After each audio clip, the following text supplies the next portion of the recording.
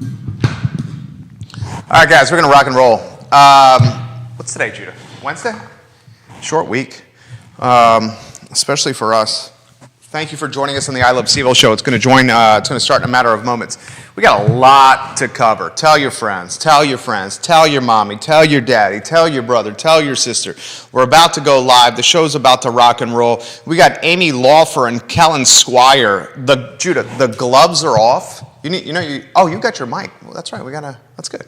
The gloves are off in the Kellen Squire, Amy Laufer battle. And not only are the gloves off, not only is the mudslinging significant, but the low blows are obvious. Laufer this week goes after Squire on a blog post he does years ago on abortion, saying that he is unabashed in this blog post, pro-life. Squire is saying Laufer's manipulated what I said, taking everything out of context and doing it to manipulate and win a race. Yeah. This delegate race between two Democrats, Judah, in a primary is as nasty as it gets. Mm. And this is two Democrats in a primary. They're on the same team, the same party. We'll talk about that. Amy Laufer or Kellen Squire, whoever loses this race, I never want to see you run for anything again. Kellen Squire has run for how many offices? How many offices has Amy Laufer run for? We'll talk about it on today's show. We'll talk about the Daily Progress news of the paper's going to 3 days a week. When the Daily Progress goes from a daily newspaper that's delivered to 3 days a week, is the Progress even relevant anymore at that point? Because the content on the website is behind a paywall. Mm. It's behind a paywall, and it's a paywall that's more expensive than the Wall Street Journal. Is the Progress relevant when the newspaper is not daily anymore? We'll talk about that on today's program. Give the show a like and a share. Retweet the show. Like the show. Jenny Who. Hello, Jenny Who. I just sung to you, Jenny. I hope you're doing well. A lot I want to cover, including insight into Wendell Wood's deal with Albemarle County. Judah, Wendell Wood paid $5 million for the land Albemarle County bought from him. Albemarle County paid $58 million, and he didn't even sell them the entire land he bought for $5 million. Nice. Wendell Wood's a smart dude. Dave Norris is hosting a music festival to win a delegate race. And the Ting Pavilion is releasing data on their impact of Charlottesville. So much to cover. Johnny Blair on LinkedIn. Hello, Johnny Blair. Welcome to the program. All right, J-Dubs, let's rock and roll. Quiet on the set.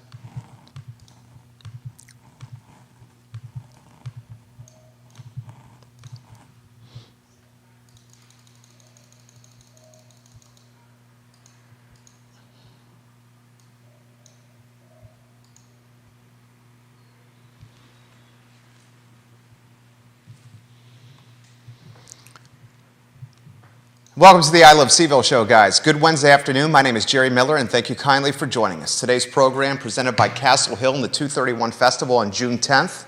Perfect opportunity for family, children, friends to gather in Keswick at Castle Hill, June 10th. Cider, beer, and wine tastings, food trucks, live music, and crafts and arts and crafts for kids. June 10th, Castle Hill, 231 Festival. Today's show is loaded, and it's loaded for a couple of reasons. Monday, we were off for Memorial Day, so the news started stockpiling because we missed a couple of shows. Today's program, you got Daily Progress going from a daily newspaper to 3 days a week, Tuesday, Thursday, Saturday. You got Amy Laufer and Kellen Squire literally have said, forget the respect we have shown each other throughout this entire race. It's time to sling mud, and it's time to attack people's character, and it's time for low blows. Laufer sends out a mailer about Kellen Squire and whether he is pro-choice or pro-life. And it is undoubtedly going viral right now. We'll talk about it on today's show. We'll also give you some nitty-gritty about Wendell Wood. Wendell Wood, ladies and gentlemen, may be the most astute businessman in Central Virginia, and I'm only slightly exaggerating there. Wendell Wood sells a huge plot of land to Albemarle, because the county and its leadership are nervous that St. Louis may steal Rivanna Station and the spies and military business that we have in Central Virginia. So this report comes to the Board of Supervisors of the economic impact from the Weldon Cooper Center of the defense sector in Central Virginia. Nitty gritty, $1.2 billion impact for the defense sector in Central Virginia. Also part of the report, the person delivering the report says in passing, St. Louis has got 100 free acres for Rivanna Station, and they're actively trying to get the defense sector to go there. What does Albemarle County do? They give Wendell Wood $58 million immediately. We'll talk about that on today's program. Wendell paid $5 million for this land. And listen to this. The $5 million he paid in 1991, good reporting from Hall Spencer of the Daily Progress on this. Halls, you're doing a hell of a job. The $5 million that he paid in 1991 for a 904-acre farm, Judah. You ready for this? Wendell Wood, United Land Company, the largest landowner in Albemarle County, the largest landowner in Central Virginia. Wendell Wood, his house right next to Carter's Mountain. When you look at Carter's Mountain and you see those antennas that are flashing to keep planes from crashing into them, look at the mountain right next to Carter's and you see Wendell and his house. On clear days, you can see it. I've been up there. It's gorgeous. 1991, $5 million for 904 acres. So Judah, this was 32 years ago. Wendell buys a 904-acre farm for $5 million. Last week, Wendell and the supervisors agree in principle for Albemarle County to pay Wendell $58 million to acquire 462 of the acres. So Judah, you ready for this? 32 years ago, Wendell Wood paid $5 million for 901 acres in northern Albemarle. Last week, he agrees in principle to sell 462 acres, not even the full farm, not even the full plot, to Albemarle for $58 million.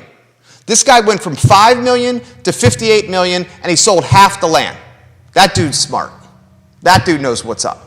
We'll talk about that today. We'll talk about Dave Norris throwing a music festival to win a delegate race, and a pedal pub franchise is coming to Richmond. I'm here to say this.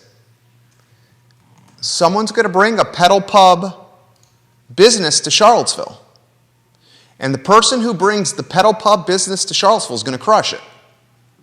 The pedal pub can be food tours, brewery tours, cocktail tours, restaurant tours, exercise tours. I'll let you know what these two guys, entrepreneurs, best friends since grade school, are doing in the capital of the Commonwealth. And I cannot wait to see this happen in Charlottesville. We'll go to a two-shot. We'll welcome Judah Wickower to the program. Jack of all wits, J-Dubs, as he's known up and down the East Coast. Judah B. Wickower, looking full of energy this particular Wednesday afternoon. My friend, how are you? Not bad. You following the abortion, pro-choice, pro-life, Amy Laufer, Callan Squire, brouhaha? Yeah, I've read into it a little bit. Not, I wouldn't say that I'm fully versed, but I think I understand what the confusion is. Squire, years ago, writes a blog post from firsthand perspective of his time as an emergency room nurse. That perspective is on abortion, pro-choice, pro-life. Yeah. Squire, in this post, makes reference to being against abortion. Mm-hmm. Laufer takes this post, blurs out most of it, takes a screenshot of the post Squire did years ago, screenshots it, puts it on a mailer that she pays for, sends that mailer to a lot of Central Virginia households. Central Virginia households get this mailer, and they see a paragraph about Squire talking about abortion, and it has no context. All the other stuff is blurred out. Yeah. Laufer's getting serious heat. She plays this game. Basically, this is what Amy Laufer's doing.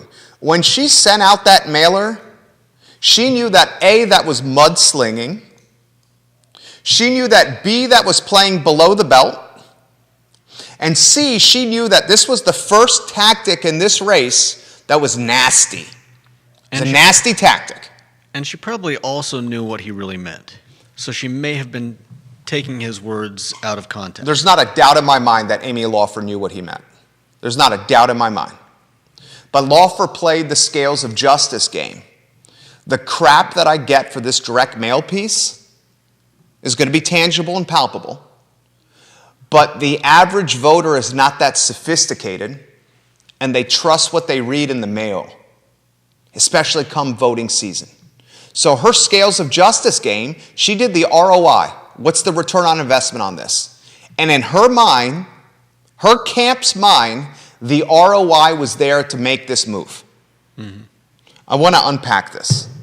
First off, was Kellen Squire moronic and not deleting this blog post? When you're running for a statewide seat like they're doing, should you not vet everything that you posted online? Because anything you say or you do, especially if it lives on the internet, is fair game and can be used against you. Is that fair, or you say not fair? I say both. It is fair, but then he might have to be answering questions about whether he was trying to hide something that he had done, because as a lot of us probably know, very little is forever lost from the internet if you delete it. So he may have deleted a blog post, but if Laufer really wanted to dig, she probably could have gone on the Wayback Machine and found that post anyways, if she already knew about it. Laufer literally is saying you can't trust Kellen Squire. She's telling the media you cannot trust this guy because of his pro-life comments. Yeah. This race in the House of Delegates, the 55th district, is an important one because abortion is an important topic. Who do you think is going to win? Are voters going to say Laufer, what she did was a low blow, and we're going to vote for Squire? Are voters truly unsophisticated enough that they're just going to take this mailer at first read and take it as the spoken word of God? Some will. We know that. This is going viral on social media right now in a nasty race. And the intriguing aspect, these are both Democrats. Is this the only topic that they're arguing about? Reproductive rights, this was the primary topic. I mean, yeah, I get that it's important, but I just wondered if either of them had anything important to say other than abortion good, abortion bad. Both of these candidates have run for multiple offices in the past. Squire was a 2017 Democratic candidate for District 58 of the Virginia House of Delegates.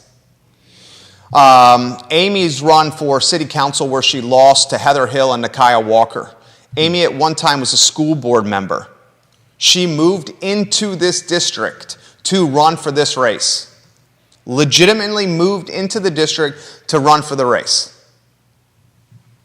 If you're Squire and if I'm on Kellen Squire's team, I would utilize this tactic against Amy Laufer by taking the absolute high road. And if you notice today, Squire released a blog post on Medium talking about this. So what his strategy and his team are trying to do, they're trying to allow this nastiness from Laufer to make him into a sympathetic, sentimental candidate that we can empathize with. How sentimental? If they do this the right way, they can leverage Laufer's mudslinging to make Squire, from an optics standpoint, feel like he's being attacked. He's being bullied. Yeah. He's in the playground, and the bully comes on the playground and tries to bully Kellen and attack him and hit him and rough him up. That's literally what Laufer's doing. The intriguing aspect of this, I thought Laufer was in the lead. I thought Laufer, from a fundraising standpoint, from an energy and a momentum standpoint, was in the lead. I think this strategy, this mudslinging, is going to backfire on her, though.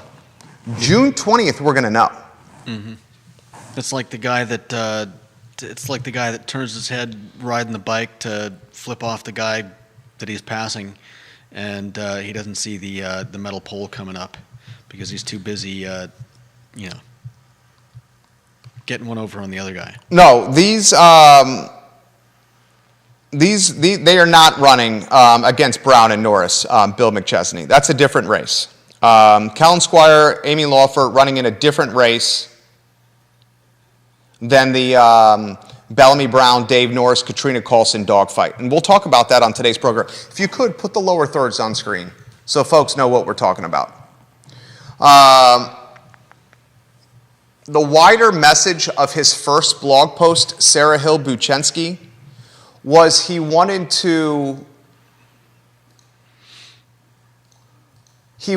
take the pro-life away from the Republicans. Right. You want to add some background to that?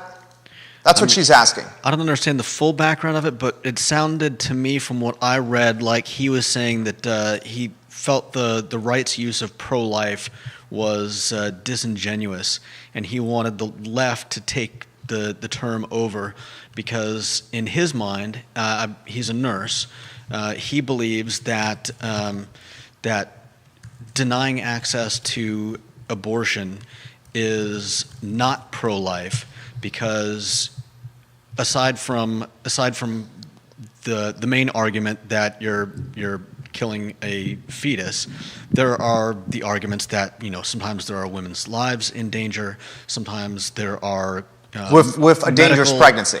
Sometimes there are medical problems that require an abortion, and to just outright say no woman can have an abortion is not pro-life because you're not taking every life into consideration. Yeah, that's a good explanation. And ultimately, I think most of us can agree that the mother's life is more important than an unborn child's life. 1,000%.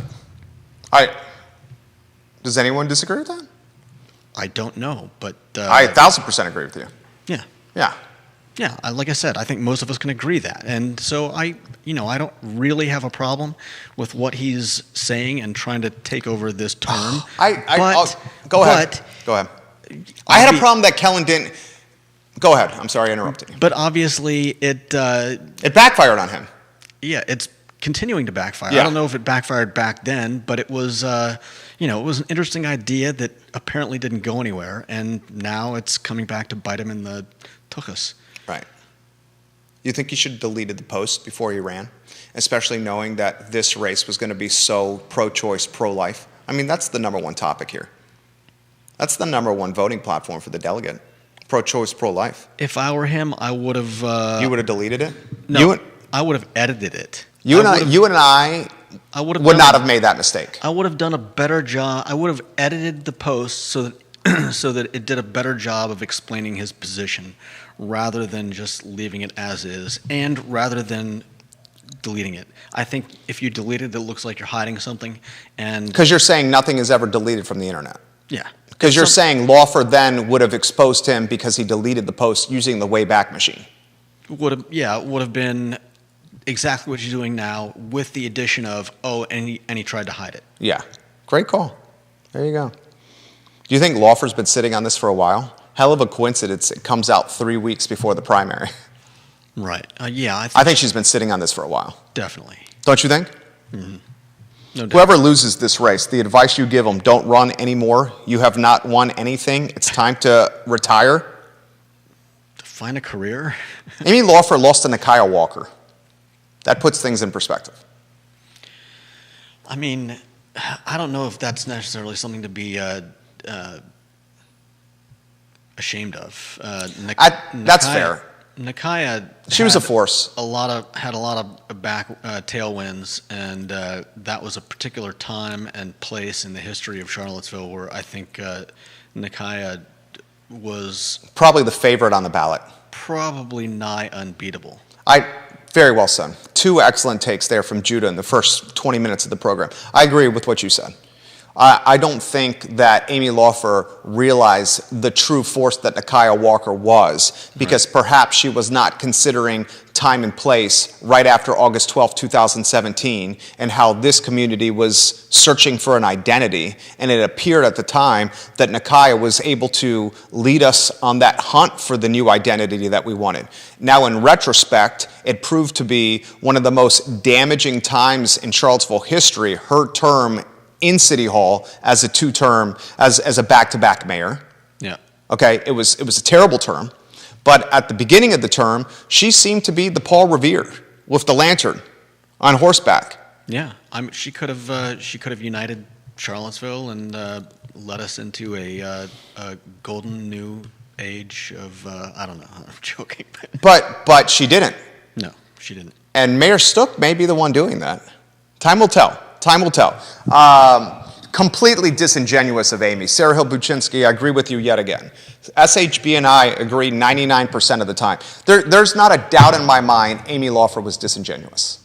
There's not a doubt in my mind that Kellen Squire made a political mistake. Not a doubt in my mind he made a political mistake with this blog post. Kellen, you screwed up, dog. You screwed up.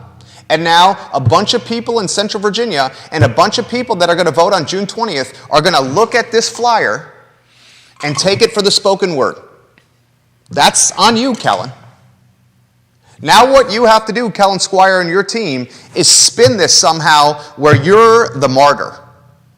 You're the sympathetic character that everyone empathizes with. And you have an opportunity to spin this right now, Kellen. But if you don't have a good spin team or a good PR team or a good branding team that knows how to do this, you're going to F it up. And you're going to lose this race. And Amy Laufer, something for you. It was already shady you moving in to run in the race. This tactic is undoubtedly disingenuous. Is this what we can expect from you if you win? Because this doesn't seem like the type of representation I want. Politics as usual. Maybe, do I just chalk it up to that? I mean, 3 weeks before a race, two adults are acting like children. Literally. Literally.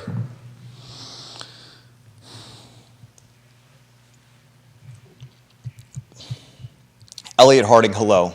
Johnny Ornalis, hello. Elliot, I'm curious of your thoughts on this. Johnny, thank you for sharing. The Daily Progress newsroom watching the show. At least someone is. Is it time for the next topic? Is that the Daily Progress, the next one? I think it should be. Put the headline on screen. Daily Progress is cutting its print edition to 3 days a week, Judah. yeah. 3 days a week.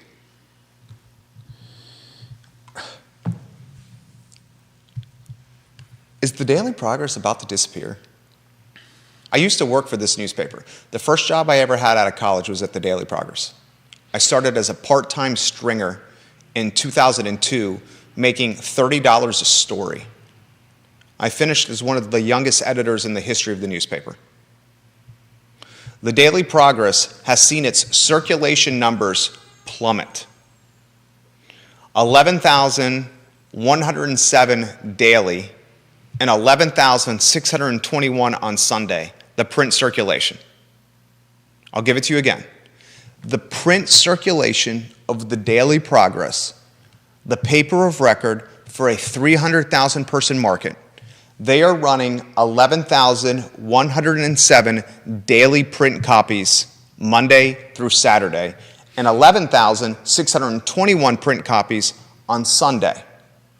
They are straight up telling us they're only going to print on Tuesday, Thursday, and Sunday. And they're trying to romanticize or seduce us by saying the 3 day a week print product that comes out is going to be like your Sunday product, thicker, richer, and more robust in content. I'm not buying that. I'm going to ask you this question. If the Progress cuts the paper to 3 days a week, what's going to keep it from cutting it to no days a week? Eventually, that's what's going to happen. We all know that. We eventually know newspapers are going to go strictly digital and not a print product, the local ones, they're hemorrhaging. If the Progress literally becomes an online-only outlet with a subscription fee that is more expensive than the Wall Street Journal, for articles that you may get 2 to 3 a day, is this publication about to disappear?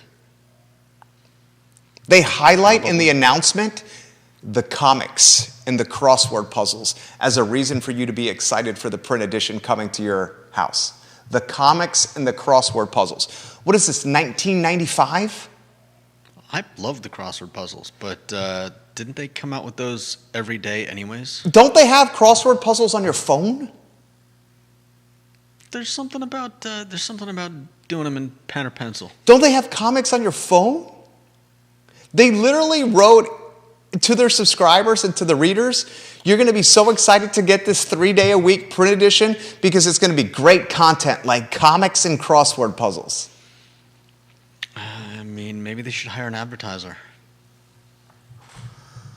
Here's the question. If the newspaper cuts to 3 days a week, which it is, that's a sign that eventually it's going to eviscerate print altogether.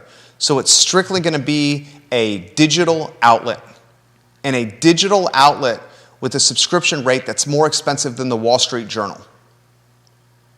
Who's going to read this? We have viewers and listeners literally tell us on the show that we're their source of news because there's not a chance in hell they're paying for it. We have an economy that clearly is on the brink of recession, if not already in one. And here we have an outlet that's tied to ad revenue. We know that gets diminished come recessionary times. We know people paying expensive monthly subscriptions gets diminished come recessionary times. Give me a legitimate argument that this brand and platform will be here this time next year. Seriously, give me a legitimate. And the sucky part about this is, I want the Progress to be the best version of itself possible. I want to read 10 news articles a day from the Progress. I want it to be the #1 player in news in Central Virginia, because when the Progress is creating good, original, local content, this show is better. Because we got stuff to talk about. Yeah. We want the news to do well because it gives us something to talk about. Anywhere you want to go on this topic. Well, if the price for the digital version is propping up the printing of the news of the paper version, could it be that slimming it down a few days could bring down the price on the digital version? Or conversely, if the paper dies and they stop printing it altogether, could that then free up capital to make the digital version cheaper, because they're no longer having to subsidize the actual printed paper? Wouldn't you lose subscribers if the print product goes away? So you're going to drop revenue there. Probably. They're basically playing the scales of justice game again. We'll get to comments here in a matter of moments, guys. John Blair, I'm going to your comment first. This is what Lee Enterprises corporate is doing. And it's not just the Daily Progress that they're cutting here. Lee Enterprises is cutting the print circulation of 6 local newspapers in Virginia. Cardinal News, the website is cardinalnews.org. I read this website daily. They have a fantastic analysis on this by Matt Busey. And he says 6 local newspapers in Virginia, including 3 in Southwest and Southside, will reduce their print publication frequency to just 3 days a week. Lee Enterprises is doing this to the Bristol Herald Courier, the Daily Progress, the Culpeper Star Exponent, the Danville Register and Bee, and the Martinsville Bulletin. They're also doing it to the Waynesboro News Virginian. They're doing it to the small towns that have no other news sources. They're eviscerating local news in the local communities that need it the most. Lee Enterprises is the damn devil when it comes to news. Lee Enterprises is like the Osama bin Laden of news. Wow. I mean, isn't that business, though. I mean, we talk a lot about... But is it business if you take your content next to nothing and your readers and your subscribers and your payers decide they want nothing to do with you? I mean, Isn't the whole point of reading the news? They might argue that less and less people are paying for the product. They might argue that these are places where very little of note happens on a regular basis, and you don't need a newspaper to know when something big happens. And they might say that, look, we have to make money. I think John Blair is 100% right with this comment that he was just said. I literally was going to say this, John, but you beat me to it, so you get the props and the credit for this. I literally think that's what's going to happen, John. I'm going to get to use it in a matter of a moment, John. Bill McChesney says the cost of an obituary in the Daily Progress is astronomical, and sometimes they don't even run them. And Bill, you're exactly right. They are doing away with the delivery drivers, and the Progress 3 days a week is going to be delivered to homes through the United States Postal Service. Utilizing the United States Postal Service to deliver anything is not a good idea. If the United States Postal Service is now delivering your Daily Progress to your house, and it's a Tuesday, Thursday, Sunday newspaper, expect to get your Tuesday edition on Thursday, your Thursday edition on Saturday, and your Sunday edition on Tuesday. You're certainly not going to get it in the morning to read with your cup of coffee over breakfast. Would you agree with that? Well, yeah, your postman isn't going to show up at 6 a.m. for you to get it over breakfast like your neighborhood boy on a bicycle. Right. So your newspaper's now coming no longer at breakfast. Who likes reading the newspaper over breakfast or on the think tank, the porcelain tank? I do. It wouldn't be there, right? John Blair says this. I think he's exactly right. JM, my guess is that the Daily Progress and the other Lee Enterprises papers will combine into the Richmond Times-Dispatch. There will be a Charlottesville bureau of 1 or 2 reporters. The Richmond Times-Dispatch will turn into a statewide paper with bureaus throughout the state. The old former papers in Seville, Danville, Bristol, etc. There won't be a Daily Progress in 3 years. It will be the RTD with a couple of Seville stories per week from the Charlottesville bureau. I 1,000% think that's what's going to happen. I 1,000% think that's what's going to happen. And the Charlottesville Bureau will have like 2 writers and an advertising rep. And the advertising rep will be responsible for getting newspaper sales and ad revenue for Central Virginia. And the 2 writers will be responsible for 1 story a day in Central Virginia. They will not rent an office. They will work from home to cut down on costs. The editors will be in Richmond, editing the stories filed from Charlottesville via email. I 100% think that's what's going to be the case. And the crappy part about that, when Charlottesville loses its local office, it's going to lose its local connection. You can't ask 2 22-year-olds fresh from college to work remotely from their living room and truly cover this community with diligence, and with attention to detail. The 22-year-old that's fresh from college that takes this job at 10 or 12 bucks, 13 bucks an hour needs to be in a newsroom where they're being trained by the Bob Gibsons of the world, the Jerry Ratcliffes of the world, the Jenny Rectors of the world, the McGregor McCances of the world, the Lou Hatters of the world, the Josh Barneys of the world. That's how I was raised in my newsroom, the first job out of the Progress. I showed up as a 22-year-old to this newsroom, and I learned to act as a professional from Josh Barney, from McGregor McCants, from Bob Gibson. That's not going to be the case. The 22-year-olds taking this gig will be working from their coffee table. They're not going to have a Ratcliffe, a Hootie, or an Andrew Joyner, or a Jay Jenkins to give them some guidance on the first story they ever covered. You know the first story I ever covered at the Daily Progress was? 2022, August of 2022. You know what it was? First newspaper article I ever wrote. August of 2022? Or excuse me, August of 2002. I'm sorry.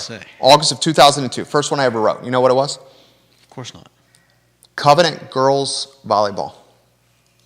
My first assignment was to cover a Covenant girls volleyball match. Legitimately. That was my first assignment, 20 years old.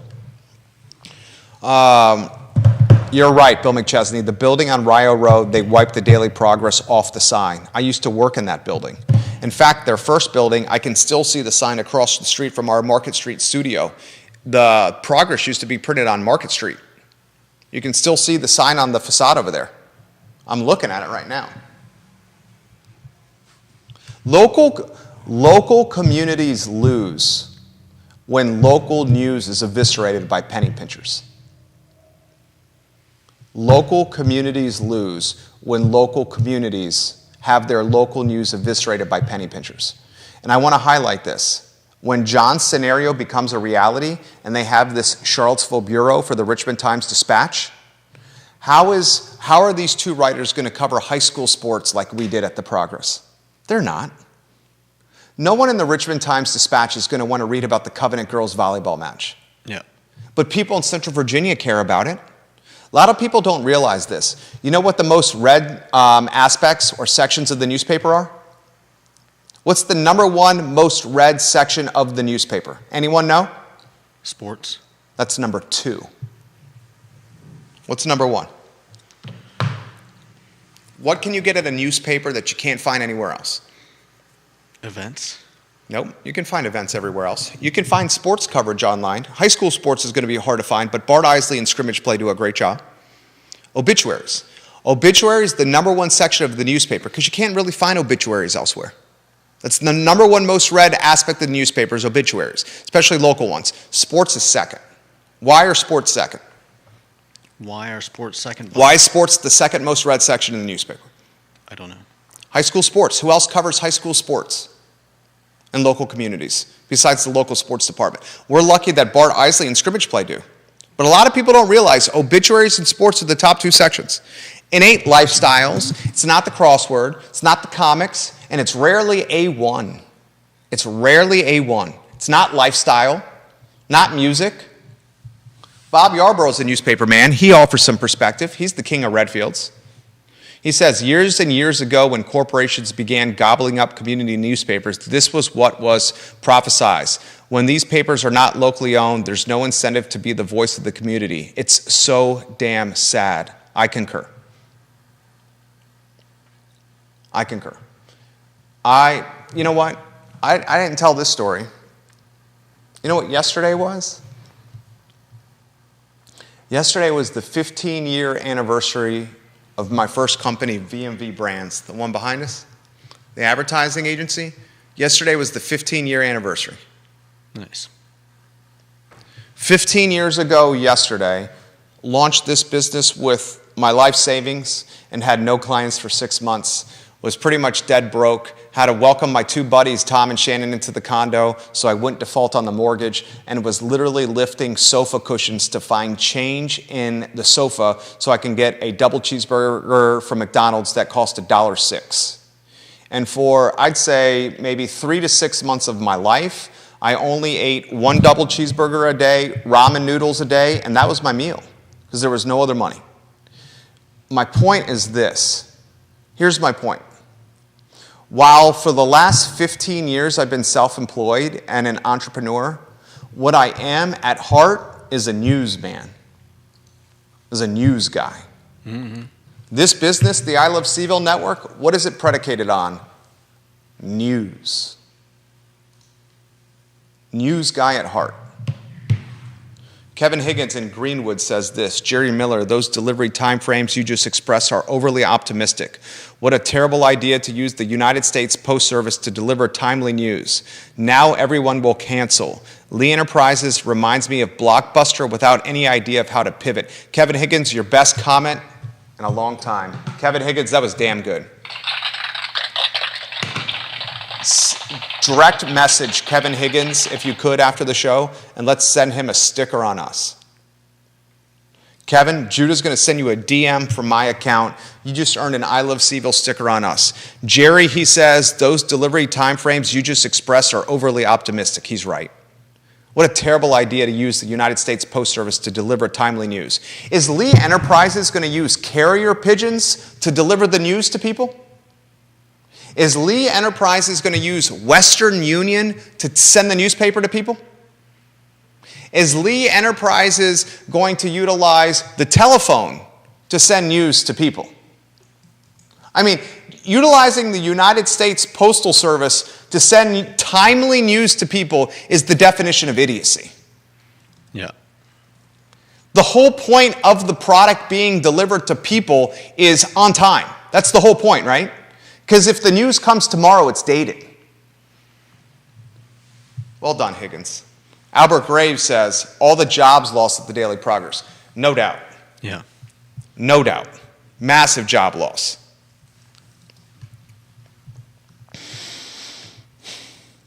And that stinks, man.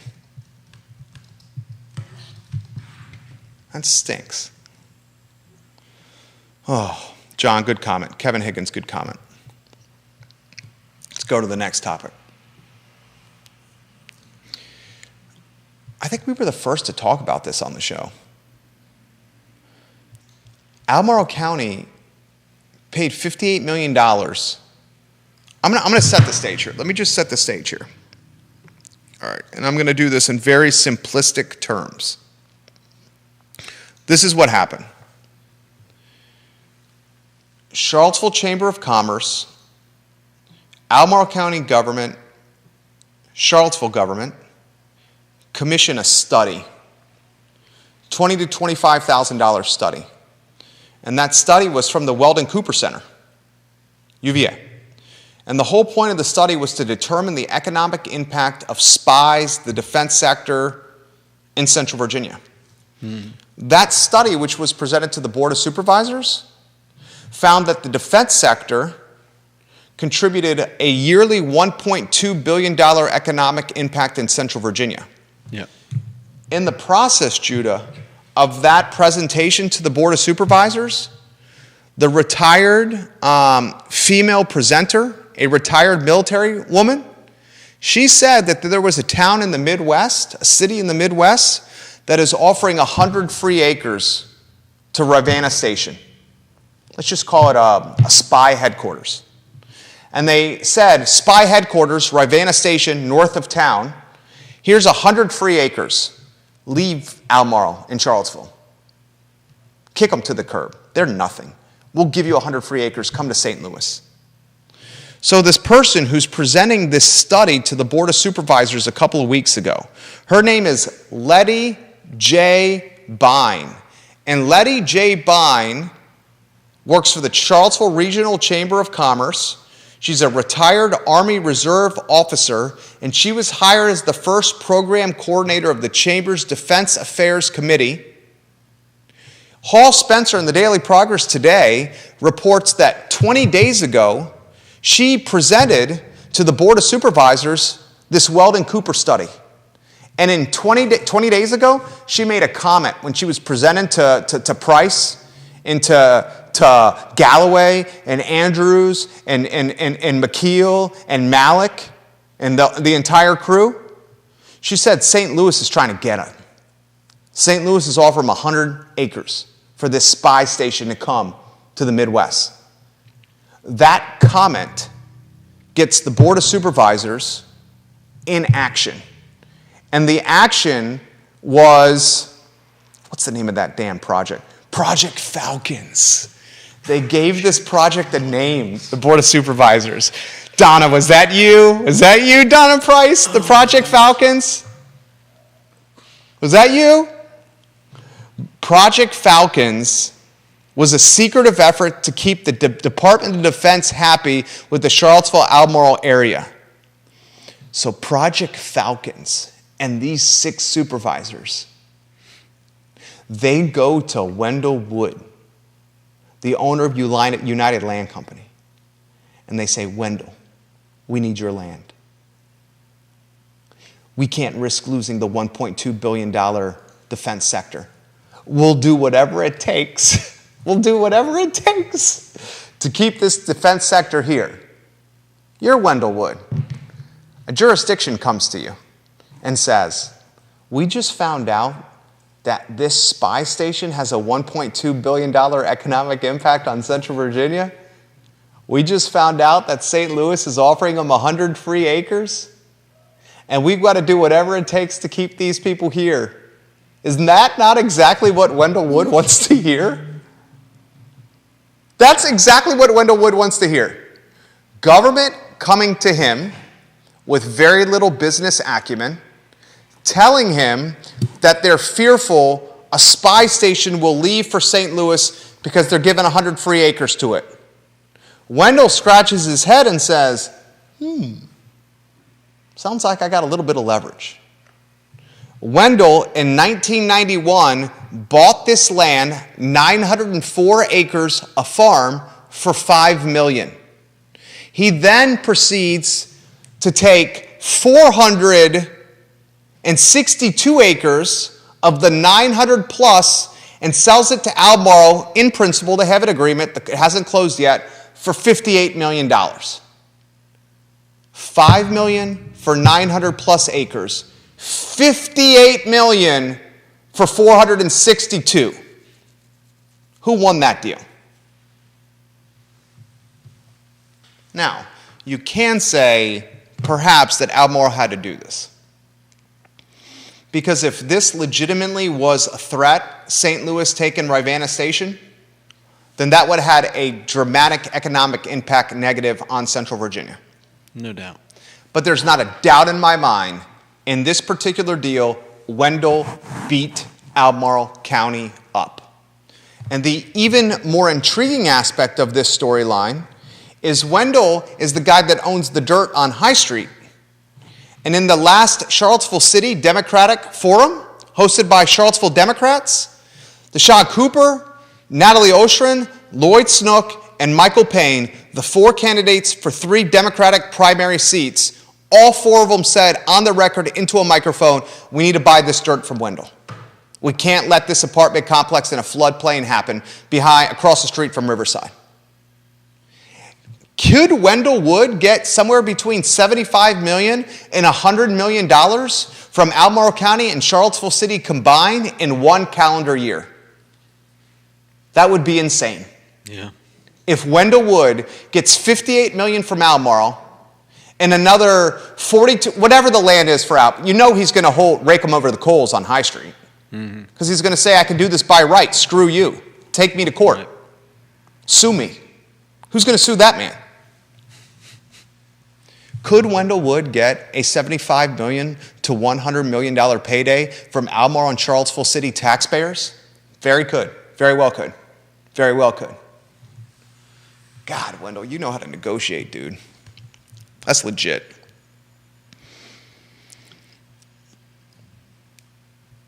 Yeah, the St. Louis situation is legit. Bill McChesney, the mayor of McIntyre, the person who did the presentation to the Board of Supervisors, said St. Louis is hunting them closely. Wants the spy station badly and give them 100 free acres. All right. 3 other topics quickly, and you jump at any time you want. There's a Pedal Pub franchise coming to Richmond. 2 lifelong, do you have any artwork we can show of this? Yeah, I've got a photo.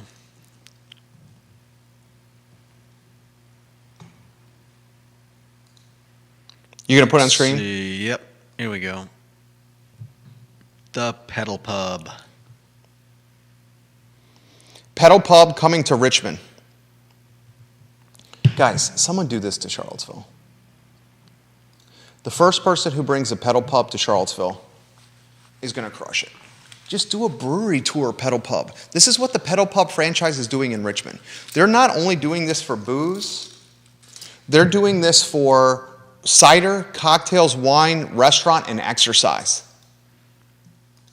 Someone open a Pedal Pub franchise in Charlottesville and just have the Pedal Pub go to the breweries, one go to the restaurants, and another Pedal Pub go for either tours or exercise. This would crush it in this town. I'm telling you, this would crush it in this town. It'd be a little rough pedaling that around some of these streets, don't you It's think? assisted. It's motorized. I'm not talking about tough to pedal. I'm talking about the drivers around here. What do you mean? Oh, you're saying the drivers around here would I'm saying, would you be a little bit worried riding around on Charlottesville streets and something like that? No. Okay. Why would I be worried about that? Have you heard people talk about what it's like riding bikes in Charlottesville? I'm not saying it wouldn't work. I'm just I mean, you would do it. saying their concerns. You would ride it. We would enjoy it. My wife would love it. You put the picture back on screen. They got a tap on that thing. What is it? Oh. Are you sure about that? Yeah. There's a tap on there. Okay. It's dope. That would crush. 3 pedal pubs, Thursday, Friday, Saturday, and Sunday, would be rented all day. They would be rented all day. I mean, heck, Andre Xavier and John Craig could roll this out as a division of hop-on tours. They already got the infrastructure in place, Andre Xavier and John Craig, to do this. They got the back-end infrastructure for managing the various routes on their hop-on tour buses. They could just utilize the infrastructure and roll in a pedal pub transportation offering as well. All right, 2 more topics. Dave Norris is hosting a music festival to win a delegate race. I thought this was pretty creative. The LeBron James of politics, our friend Dave Norris, I thought this was pretty creative, dude. Look at this lineup, Judah. Are you ready for this? Yeah. So first, let me give you the nitty-gritty. It's called the Primary Voice Music Festival. It's at the Jefferson Theater on June 10th. It's promoting the Virginia Democratic primary, but it's hosted by Dave Norris and Shelby Edwards. The house band is Kendall Street Company. Kendall Street Company is awesome. You got some heavy hitters here like Sally Rose, Travis Elliott, Tucker Rogers, John Kelly, Jamie Dyer, Chris Kelly, Matt Horn, Josh Mayo, just to name a few. So winning delegate races and politics races in 2023, this is the most creative strategy I've ever seen. Host a music festival. It's brilliant. Yeah. It is brilliant. He hosts a music festival and has a bunch of local bands, good things to drink, and goes around and shakes people's hands. It's brilliant. Smart move, Dave Norris. Last topic today is the impact of the Ting Pavilion. I still don't understand why we don't have more shows at the Pavilion. In 2022, a $12.5 million impact from the Ting Pavilion, Judah. $375,000 in tax revenue generated from the Ting Pavilion. I would love to see more shows at the Ting Pavilion. Kirby Hutto retiring, the general manager of the Pavilion, a new GM in place. I think most of the businesses downtown would love to see more acts at the Ting Pavilion. No doubt. 2022, $12.5 million impact, $375,000 in tax revenue from the Ting Pavilion. Bravo, kudos, and props. That's serious. All right, let's get to comments. Christoph watching the program. Jerry, you and Judah legitimately are my wife and I's news source. She watches at work, and I'm watching here at home where I work remotely. I understand the concept of news being the foundation from the show, but when it comes to businesses, especially real estate and what's for sale, you are driving the market and beating the other outlets to the news. Thank you for doing a good job, and keep up the great work. Thank you. Yeah, thank you. That was nice. Vanessa Parkhill, hello. Welcome to the show in Earlysville.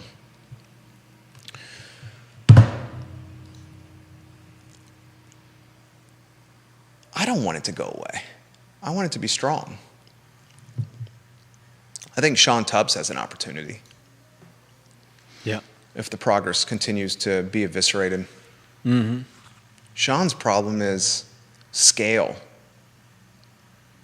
And funding. He's one man. Yeah.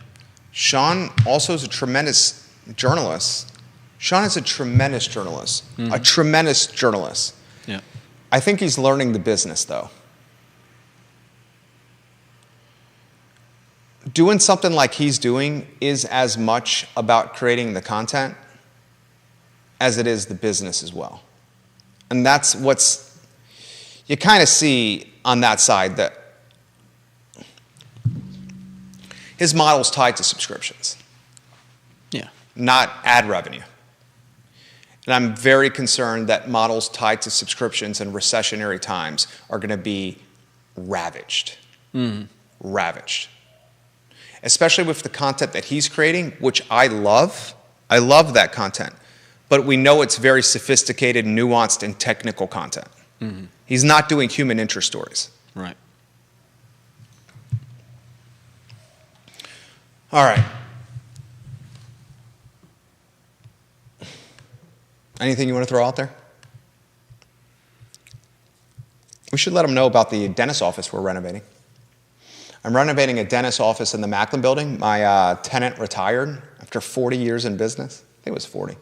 And we're converting the dentist office. We're remodeling the dentist office into 6 executive office spaces. I cover the cost of Ting fiber internet, cleaning the bathrooms, the electric bill, and the water. $625 per office. You won't find a better deal than that in downtown Charlottesville, especially next to a parking garage and especially with fiber internet at your disposal. There's 6 of them, and they'll be ready June 10th. First come, first serve, 1-year lease, security deposit equivalent to first month's rent, $625. That's all she wrote. There's a Spirits Expo coming to Charlottesville. The Virginia Spirits Expo to X Park. Yep. He tried to do some business with us. This was the extent of what he tried to do. Hey, I would love if you told everyone about our event at X Park on I Love Seville. Well, that's what we do for a living. Would you like me to send you a rate card and let you know the price points? Well, it's one of the first ones. You can't really pay for exposure or promotion. Well, now we've told them. And there's also a pie festival coming to Charlottesville. There's a pie festival. Yeah. I like pie. I like Who meringue. doesn't? I like key lime. Yeah. Who doesn't? We'll have key lime. Tomorrow we'll talk about Neil Williamson's Free Enterprise Forum report about retail tax revenue, jurisdiction to jurisdiction. If there's one thing that concerns me about this report is the Charlottesville revenue. Here's his paragraph, Neil Williamson. Are you ready for this? After being the second fastest locality for rate of sales tax growth in Q1 of 2022, a growth rate of 15.85%, the city of Charlottesville in Q1 of 2023 had the lowest sales tax growth rate, 0.65%, and the lowest amount of additional sales tax collected, $22,039, compared to any jurisdiction year over year. Neil says this may be a statistical anomaly, but it's worthy of additional study as the balance of 2023 unfolds. He's pointing out that people aren't coming to Charlottesville City to spend money. At least they didn't do it in Q1 of 2023. You know what you could attribute that to? Go ahead. Violence?